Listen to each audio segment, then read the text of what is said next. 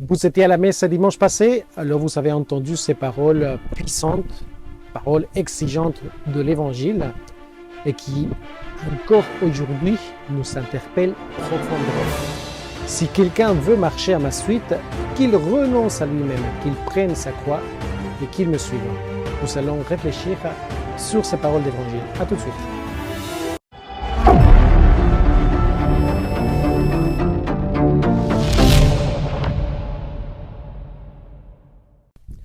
Le Christ, en ces mots, ne parle pas seulement de son propre destin, c'est-à-dire celui de monter à Jérusalem pour souffrir, mourir et puis ressusciter.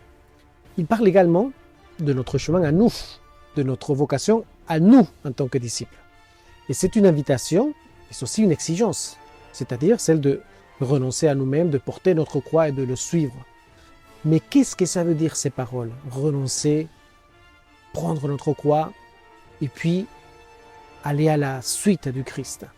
Parlons d'abord de cette expression « renoncer à soi-même ». Alors, il faut bien faire attention à ces paroles parce que Jean-Paul II, par exemple, nous rappelle que la véritable liberté de l'homme ne se trouve pas dans l'affirmation, vous voyez, égoïste de soi-même, mais dans le don de soi.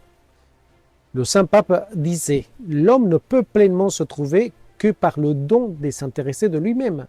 Donc cette expression, renoncer à soi-même, ne veut pas dire s'effacer ou nier notre propre dignité sur ce que nous sommes. Non, au contraire, c'est répondre à l'appel à sortir de nous-mêmes, à dépasser notre égoïsme, nos péchés, etc., pour nous ouvrir à l'amour de Dieu et à l'amour des autres. Donc c'est une invitation à vivre une liberté nouvelle. C'est de ne plus être esclave de nos désirs, de nos peurs et de nos péchés, mais de nous trouver une identité dans le Christ.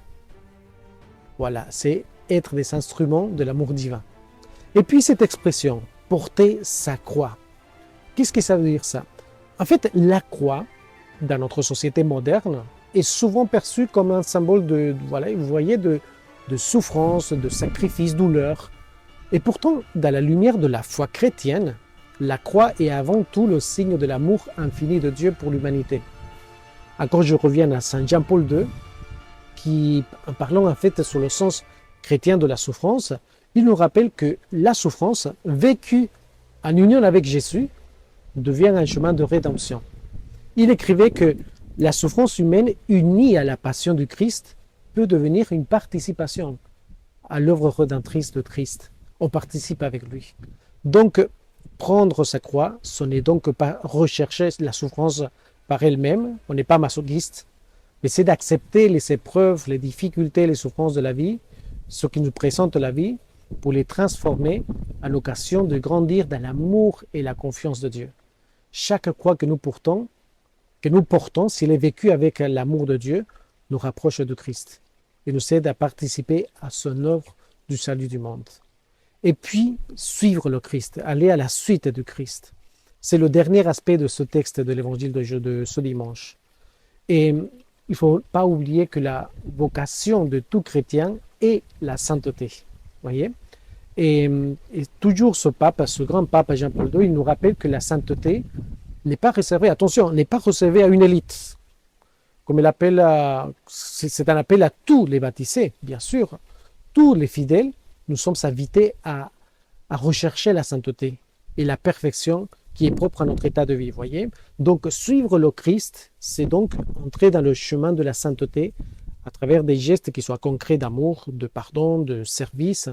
Et ce chemin est souvent exigeant, mais il est également source de joie profonde.